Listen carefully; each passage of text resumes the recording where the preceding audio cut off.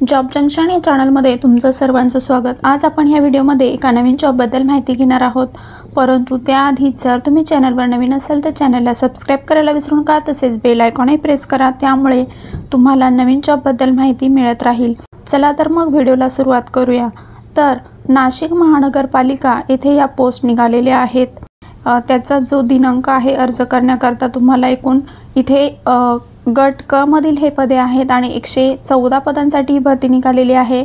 नाशिक महानगरपालिकेच्या आस्थापनेवरील गट क मधील अभियांत्रिकी संवर्गातील रिक्त पदे सरळ सेवा भरती प्रक्रियेद्वारे भरण्यासाठी ही जाहिरात देण्यात आलेली आहे आणि ऑनलाईन अर्ज इथे मागवण्यात येत आहेत असे इथे सांगितलेले आहे। पहा, तर गट क मधील हे 114 पदे भरण्याकरता हे अर्ज मागवण्यात येत आहेत। तर कालावधी दिनांक इथे दिलेला आहे 10/11/2025 ते 1/12/2025 पर्यंत तुम्ही इथे अर्ज करू शकता।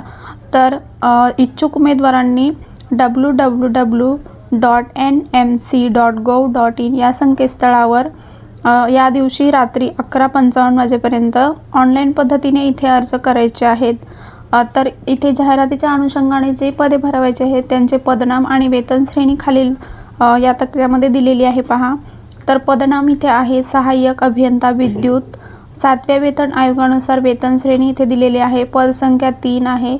सहाय्यक अभियंता स्थापत्य इथे पदसंख्या 15 आहे। सहाय्यक अभियंता यांत्रिकी इथे 4 आहेत।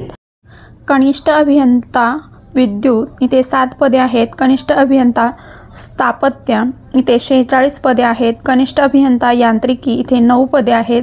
कनिष्ठ अभियंता वाहतूक इथे 3 पदे आहेत। सहाय्यक कनिष्ठ अभियंता स्थापत्य इथे 24 पदे आहेत। सहाय्यक कनिष्ठ अभियंता विद्युत इथे 3 पदे आहेत। ऑनलाईन अर्ज भरण्यासाठी इथे वेळापत्रक दिलेलं आहे। ऑनलाईन पद्धतीने अर्ज नोंदणी सुरू होण्याचा दिनांक आपण पाहिलेलाच होता, तरी सुद्धा पुन्हा एकदा आपण पाहूयात।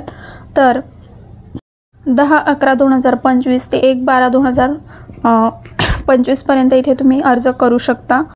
परीक्षेचा दिनांक, वेळ व केंद्र प्रवेश पत्रामध्ये नमूद केले जाणार आहे। तसेच काही संभाव्य बदल झाले तर nmc.gov.in या संकेतस्थळावर माहिती प्रसारित करण्यात येणार आहे असं सांगितलेलं आहे। तर ऑनलाईन अर्ज करण्याची पद्धत आणि जे काही माहिती असेल त्यासाठी तुम्ही nmc.gov.in या वेबसाईटवर व्हिजिट करायचं आहे।